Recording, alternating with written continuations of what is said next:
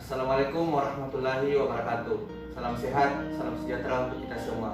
Perkenalkan, kami dari mahasiswa jurusan Gizi Poltekkes Kemenkes Makassar D4 tingkat 2 kelompok 9 akan menampilkan video yang berjudul hipertensi pada lansia. Sebelum itu, perkenalkan nama saya Wiranto T. Sebagai klien, di samping kanan saya sebagai konselor dan di samping kiri saya. Sebagai asisten ahli gizi. Terima kasih. Assalamualaikum warahmatullahi wabarakatuh dan selamat menyaksikan.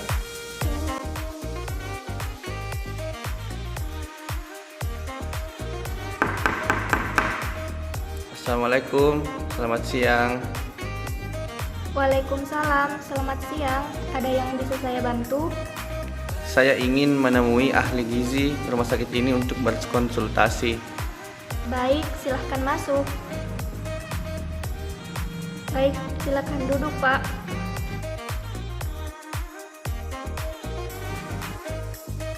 Perkenalkan, saya Zahra Were, asisten ahli gizi di rumah sakit ini. Kalau boleh tahu, ini dengan Bapak siapa? Dengan Pak Wiranto. Dengan Pak Wiranto ya. Baik, Pak Wiranto, jadi Bapak datang kemari atas rujukan atau datang karena keinginan Bapak sendiri? Saya kemari atas dasar keinginan saya sendiri, Bu. Saya ingin tahu mengenai apa-apa yang menyebabkan tekanan darah saya naik dan bagaimana cara saya mencegah agar tekanan darah saya bisa normal kembali.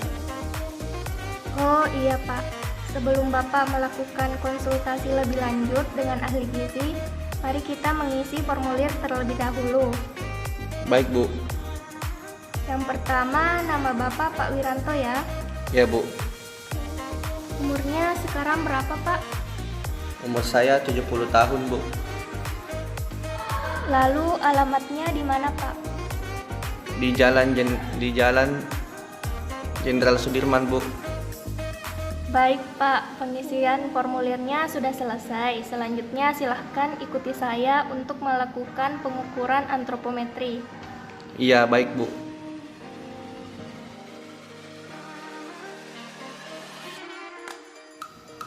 Baik Pak, pertama kita akan melakukan pengukuran berat badan. Silahkan dibuka alas kakinya dan pastikan tidak ada barang atau benda yang ada di saku celana atau di saku lainnya. Silahkan naik Pak, dan pastikan pandangan ke depan ya. Baik Pak, pengukuran berat badannya sudah selesai. Selanjutnya kita akan melakukan pengukuran tinggi badan. Ya, silahkan Bapak berdiri tegak dan menghadap ke depan.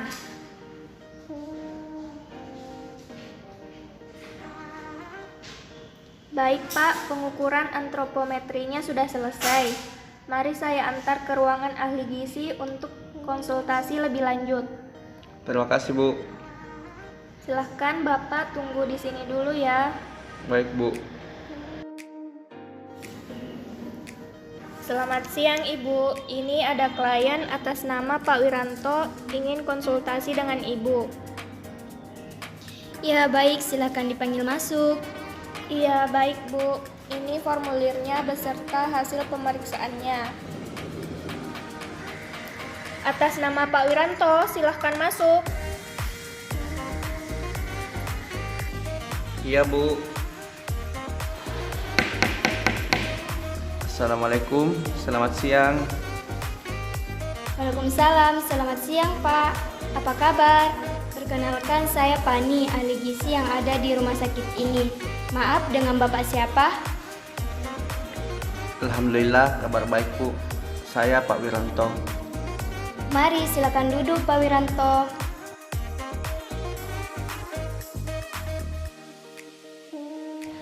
Pak Wiranto datang kemari dengan siapa Pak? Saya kemari datang sendiri, Bu. Oh begitu ya Pak. Memangnya Bapak tinggal di mana? Saya tinggal di Jalan Jenderal Sudirman, Bu. Oh jadi Bapak tinggal di Jalan Jenderal Sudirman ya? Lumayan dekat dari sini ya Pak? Iya, Bu. Jadi bagaimana Pak? Ada yang bisa saya bantu? Iya, begini Bu. Sejak 10 tahun terakhir, saya menderita penyakit tekanan darah tinggi. Tapi akhir-akhir ini saya merasakan tekanan darah saya naik lagi. Padahal saya sudah mengurangi mengkonsumsi makanan asin. Oh, jadi sebelumnya Bapak punya riwayat penyakit tekanan darah tinggi ya? Dan Bapak merasa tekanan darah Bapak naik lagi walau sudah mengurangi mengkonsumsi makanan asin ya? Iya Bu, seperti itu. Dan saya bingung mengenai penyakit saya ini. Dan juga saya khawatir kesehatan saya jadi lebih buruk nantinya. Saya mengerti perasaan Bapak dan Bapak tidak usah khawatir. Di sini kita akan membantu mencari pemecahan masalah yang dialami oleh Bapak. Iya, baik Bu, terima kasih. Sebelumnya terima kasih Bapak sudah datang menemui kami untuk melakukan konseling. Iya Bu. Kalau boleh tahu apa saja keluhan Bapak? Ya, akhir-akhir ini saya merasa pusing, mual, dan juga muntah-muntah. Oh, Bapak merasa pusing, mual, dan juga muntah ya? Iya Bu. Bisakah Bapak ceritakan kebiasaan makan di rumah? Mulai dari nasi biasanya bagaimana? Biasanya kalau di rumah saya makan nasi sebanyak 4 centong nasi Bu. Dalam sekali makan biasanya isinya apa saja Pak? Kalau untuk lauknya biasanya saya makan oseng-oseng sebanyak 5 sendok makan. Biasanya sama ikan goreng sebanyak 1 potong ukuran sedang, dan tempe atau tahu goreng sebanyak 2 potong sedang Bu. Mengenai sayurannya Bapak biasa konsumsi sayur apa? Saya di rumah biasanya makan sop, wortel, dan sayur bening sebanyak 3 sendok sayur Bu. Untuk buahnya biasanya Bapak makan buah apa? Kalau buah, saya jarang makan buah. Saya biasanya makan buah 3-4 kali lah seminggu. Itu pun kalau tersedia di rumah atau kalau lagi ingin saja. Oh, begitu ya Pak. Kalau untuk cemilannya biasanya Bapak mengonsumsi apa? Saya suka ngemil Bu. Hampir setiap hari saya mengonsumsi roti, seperti roti bolu, kue kering, pokoknya roti atau kue gitulah Bu. Oh, begitu ya Pak. Untuk keluarga Bapak, apakah ada yang menderita tekanan darah tinggi juga? Tidak ada Bu, hanya saya saja. Iya Pak, tadi kita sudah diskusi ya mengenai pola makan Bapak di rumah. Nah, ini saya ada leaflet untuk penderita darah tinggi seperti Bapak. Kita diskusikan bersama ya. Pertama-tama di sini saya akan menjelaskan apa yang dimaksud dengan diet rendah garam. Nah, yang dimaksud dengan garam di sini adalah garam natrium Pak, yaitu garam dapur yang merupakan sumber utama garam natrium. Oh iya Bu. Iya Pak, lalu di sini ada pula tujuan diet rendah garam. Jadi tujuan diet rendah garam yaitu yang pertama membantu menghilangkan penimbunan garam air dalam jaringan tubuh. Dan yang kedua membantu menurunkan tekanan darah bila ada tekanan darah tinggi. Oh begitu ya Bu. Iya Pak, di sini pula ada makanan yang banyak mengandung garam natrium. Garam natrium terdapat secara alamiah dalam bahan makanan atau ditambahkan waktu memasak. Makanan berasal dari hewan biasanya lebih banyak mengandung garam natrium daripada makanan dari tumbuh-tumbuhan. Garam natrium yang ditambahkan ke dalam makanan biasanya berupa ikatan.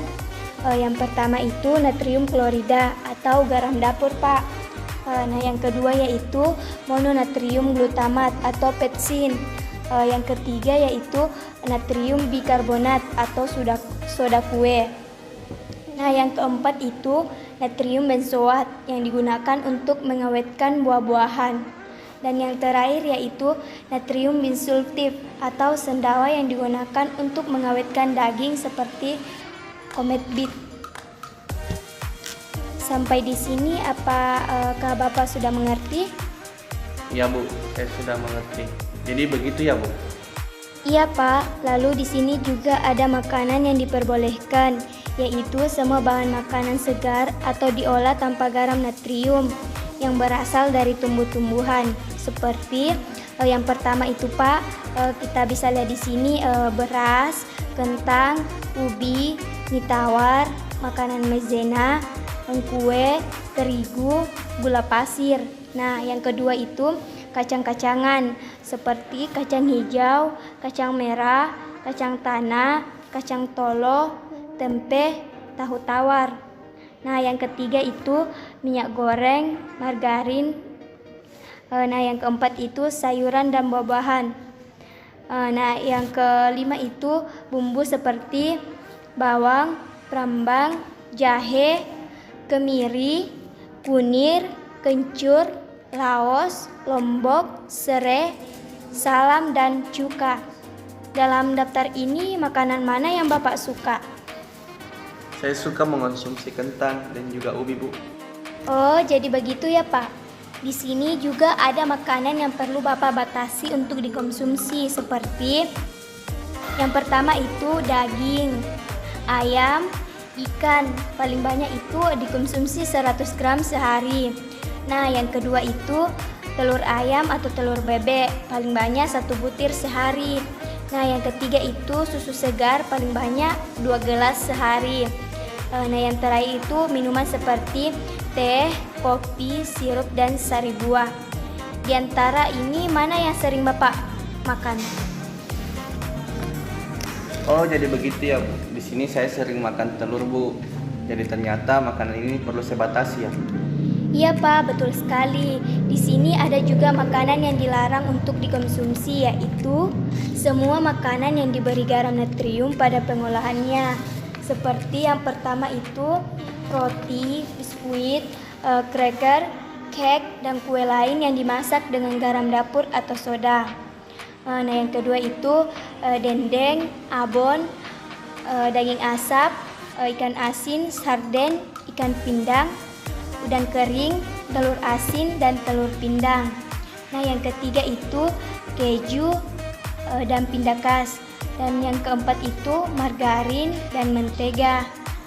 Yang kelima acar, asinan sayuran, sayur dalam kaleng, asinan buah, manisan buah, buah dalam kaleng. Nah, yang terakhir itu garam dapur, petsin, soda kue, kecap, terasi, petis, tauco, tomato. Di antara sini mana yang sering Bapak makan? Di sini saya sering makan kue dan juga roti. Ternyata nggak dianjurkan ya, Bu. Iya, Pak, seperti itu. Setelah mendengar penjelasan Ibu, ternyata saya kelebihan asupan garam ya. Dimana hampir setiap hari saya mengonsumsi roti atau kue. Yang dimana dalam pembuatan roti atau kue tersebut pasti menggunakan baking soda. Oleh karena itu, tekanan darah saya tinggi ya, Bu. Iya, begitu, Pak. Nah, untuk itu bisa Bapak lihat di sini ada daftar bahan makanan penukar. Nah, Bapak bisa mengganti bahan makanan yang ingin Bapak ganti dengan daftar penukar bahan makanan yang ada di sini. Nah, dari daftar makanan yang ada, kira-kira di rumah nantinya Bapak mau mengganti apa? Saya mau mengganti roti jadi singkong, Bu. Nah, jadi bisa Bapak lihat di sini dalam golongan 1 untuk sumber karbohidratnya. Kalau Bapak mengganti singkong, berarti ukurannya di sini porsinya berapa banyak? 2 potong ya, Bu? Ya, betul sekali, Pak. Porsinya 2 potong. Nah, Bapak lihat di sini untuk contoh 1 potong singkong begini ya, Pak. Berarti kalau untuk 2 potong ditambah lagi 1 potong singkong yang seukuran dengan ini ya, Pak. Iya, Bu. Di sini masih ada tidak yang ingin Bapak ganti? Saya mau mengganti telur menjadi hati ayam, Bu. Nah, bisa Bapak lihat di sini untuk mengganti jadi hati ayam porsinya berapa? 1 buah sedang dengan berat 30 gram. Ya, betul sekali, Pak. Ya, jadi bisa kita lihat di sini ya, Pak, untuk ukuran hati ayamnya itu seukuran begini ya, Pak. Di sini masih ada tidak yang ingin Bapak ganti? Sudah, Bu, mungkin hanya itu saja. Baik, Pak, bisa Bapak lihat di sini juga terdapat cara memasak yang baik. Seperti yang pertama itu, rasa tawar dapat diperbaiki dengan menggunakan bumbu-bumbu yang tidak mengandung natrium, seperti bawang brambang, jahe, kunir, salam, gula, cuka, dan sebagainya. Nah, yang kedua itu Bapak dapat Memasak dengan cara menggoreng, menumis, atau memanggang juga dapat meninggikan rasa masakan.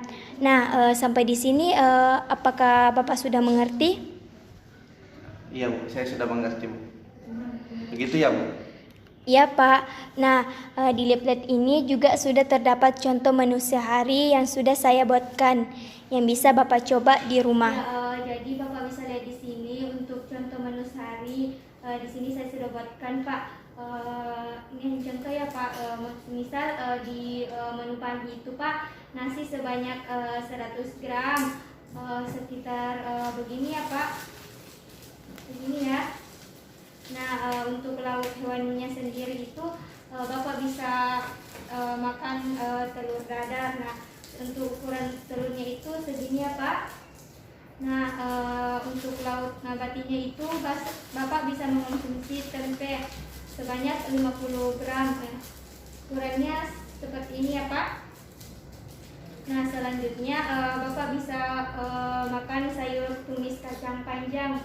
Nah, Bapak bisa ukuran untuk kacang panjangnya begini ya Pak, 100 gram. Selanjutnya Bapak bisa makan buah apel.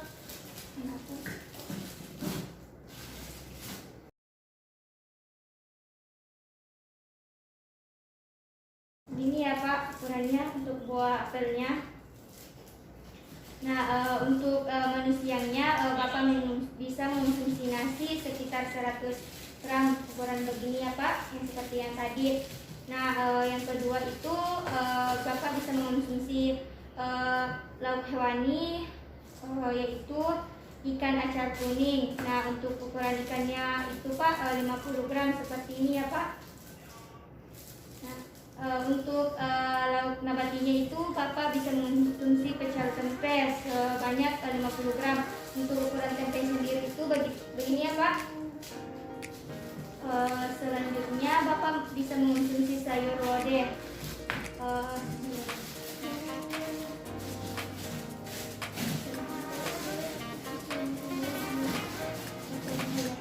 Ini untuk ukuran makannya Pak. Nah, selanjutnya Bapak bisa mengonsumsi untuk buahnya itu buah pepaya.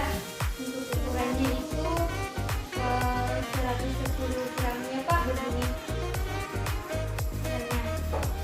Nah, untuk menu malamnya itu Bapak bisa mengonsumsi nasi sebanyak 100 gram. Untuk ukurannya begini ya Pak. Dagingnya itu untuk lauk hewaninya itu Bapak bisa mengonsumsi daging bumbu rujak. Nah, untuk ukuran dagingnya sendiri itu begini ya Pak, untuk ukuran daging 50 gram. Nah, untuk lauk nabatinya itu Bapak bisa mengonsumsi tahu goreng sebanyak 110 gram.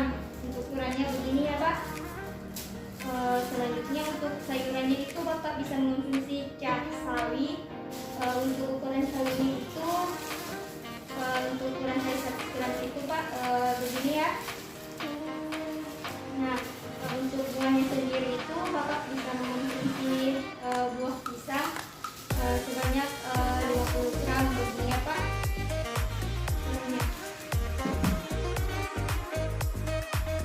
Oh, jadi begitu ya Bu? Iya, seperti itu Pak. Jadi dari penjelasan tadi, apa ada yang ingin Bapak tanyakan? Saya rasa sudah tidak ada Bu, karena sudah jelas semuanya. Baik Pak, kalau sudah tidak ada lagi yang ditanyakan, untuk leafletnya bisa Bapak simpan. Nah, kira-kira kapan Bapak melakukan pemeriksaan lagi? Kalau masalah itu sepertinya bulan depan Bu. Kira-kira bisa tidak Bapak datang lagi untuk melihat perkembangan mengenai pola makan Bapak nantinya? Iya Bu, insya Allah. Baik Pak, terima kasih atas kunjungannya dan semoga apa yang saya sampaikan bisa bermanfaat bagi Bapak. Saya mohon maaf jika selama konseling ada perkataan atau perbuatan saya yang menyinggung perasaan Bapak. Sekali lagi terima kasih Pak. Baik Bu, terima kasih juga ya atas penjelasannya. Saya permisi dulu ya Bu. Baik Pak, mari saya antar. Ya.